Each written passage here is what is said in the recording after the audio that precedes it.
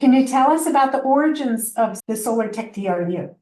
And what inspired you and your brother to develop this technology 15 years ago? We were looking for zero emission technology to develop in the transportation industry. And we looked at trucks, we looked at cars, and we said that's going to be a multi-billion, if not trillion-dollar effort. And while we're in a meeting looking at a solar panel company merger, we got blocked in by a transport refrigeration unit. And when we studied the sector, we went, this sector needs zero emission technology to replace the dirty diesel. And in transport refrigeration units, that dirty diesel is so bad that when we take one of these transport refrigeration units off the road, it's like taking 129 combustion vehicles or cars off the road. So there's a lot of pollution associated with these. So that's what got us involved in it. We saw that nobody was paying any attention. There were two major players that supplied diesels every day that had no electrical zero emission solutions. And so we decided to jump into the sector. Great. Okay. What specific performance data and real world results have you gathered over the years to demonstrate the efficacy and reliability of the SolarTechTRU? Well, the first thing that happens when you go into a site where people are using diesels is you have to perform tests to prove that your cooling is as good or better than the diesel. So we've spent thousands of hours at customer sites with which each customer has their own requirement. One customer, for instance, Albertson Safeway, requires a 50-foot trailer at minus 20 degrees. So you've got a 50-foot long ice cream trailer that you're trying to keep at minus 20, which means you have to deliver minus 35 degrees to it in order to maintain that box when it's 100 degrees outside. So that's one application. And then you might have a Whole Foods application where they're shipping produce at 35 degrees, 53-foot trailer. That's another application. So whatever the customer application is, we have to prove that we can cool as good or better than a diesel. That's the proof that we've had to do. Every year we have to report to CARB, to our voucher program called CORE, the results of customer operations, and that includes diesel eliminated, carbon reduced, uptime, downtime, any advice the customers have on improving the product. And so we're into our third year of that reporting right now. So we've got hundreds of thousands of hours that the equipment has been data logged for every 60 seconds. I'll say that one more time. The equipment gets data logged up through the cell towers and onto a server every minute of every day to show just what the performance is on the equipment. So the data logging and the reporting requirements have been very stringent, and we've done very well. And how does the low voltage DC power system in the SolarTechTRU contribute to safety and efficiency for fleet operations? Our design, we built our first system in 2009 as a high voltage system, and it scared us so bad that we tore it apart and rebuilt it into a low voltage DC system, just like forklifts. What we did was we looked at the forklift industry and said, okay, it's a very safe operating history in forklifts, and the low voltage is safe for human beings to be around. So it made sense as much interface with humans these trailers have, because they have to maintain the food temperatures while they're being plugged and unplugged.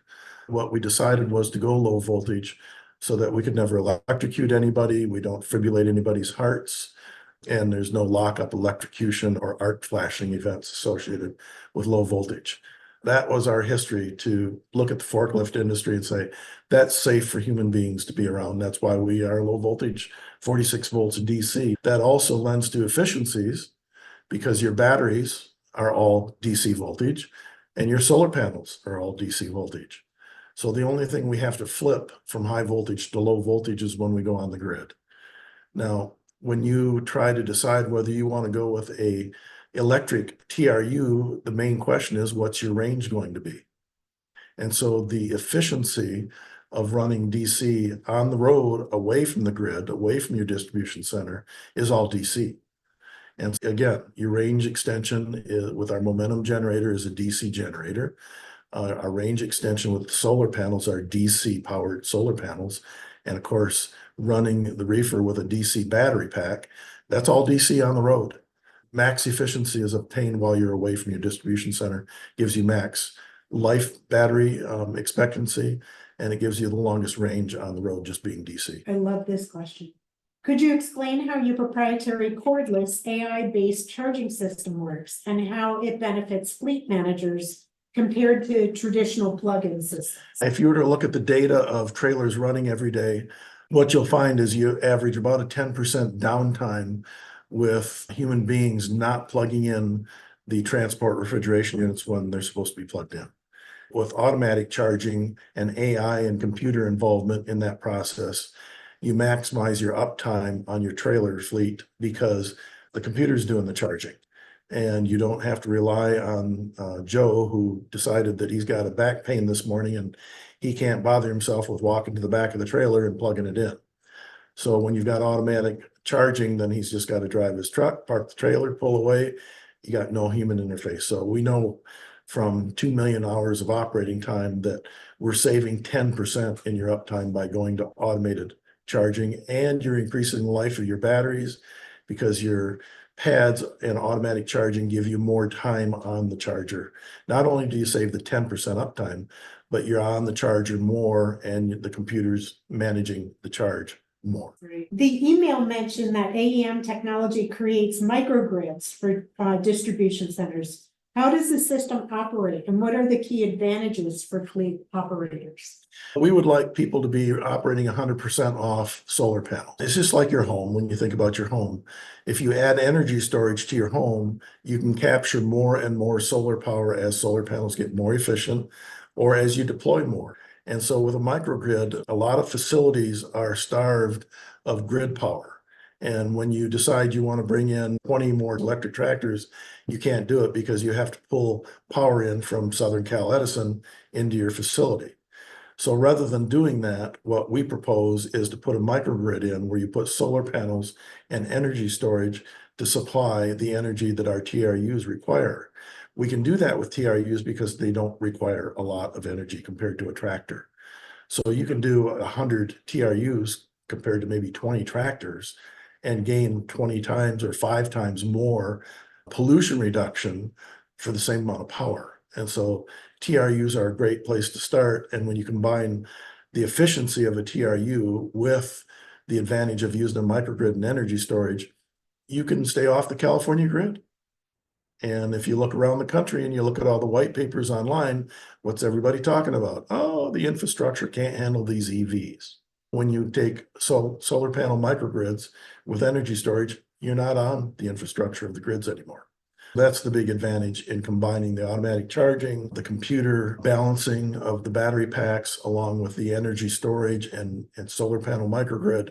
It just makes a lot of sense for companies to stay off the grid. With your focus on California and hardcore carbon reduction, what has been the most significant environmental impacts of the SolarTechTRU so far?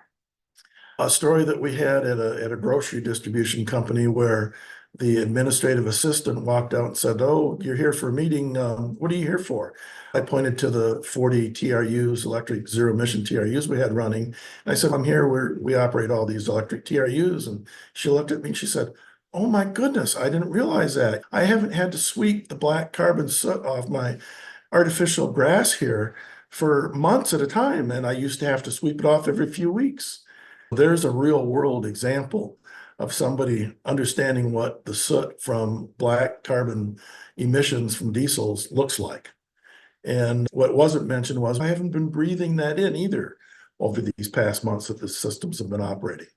As the public becomes more aware of what black carbon emissions from diesels looks like, it's going to become not just that you don't have to sweep your artificial carpet up as often to clean the soot off, but you're going to breathe healthier air every day, and longevity is going to be improved in mankind because of it. Last question. What are the main challenges AEM has faced in replacing diesel-powered TRUs with zero-emission TRUs, and how have you overcome them? You have to overcome it with on-site support. The people that are operating these systems are very uncomfortable with going electric versus diesels that they've been used to for decades. So on-site support is very important, not only to keep the equipment up on a great basis, but also to hold the hands of the people that are trying to integrate it every day, because they don't get paid for integrating technology. They get paid for delivering food every day.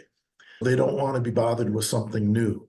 So when a question comes up, when you've got on-site support there, people feel much more comfortable using the new technology because it is pretty gee whiz. It's got a touchscreen computer that's like getting in a Tesla for your first time and looking at a screen that's driving your car. It's much the same way with a zero emission TRU. You feel like the computer is driving the whole system, and it's pretty gee whiz when you've got a touch screen that you can control the TRU with. I think on-site support from us as a manufacturer to the distribution centers is probably the key element. That's great. Yeah, change is Difficult. difficult in every way. These have been around since 1950s, really. 1950s. Yeah, it was all cubes of ice off the lakes before that. It's been quite a mountain. Yes. So that's great. Okay, we're done. Thank you. Yeah. Thank you.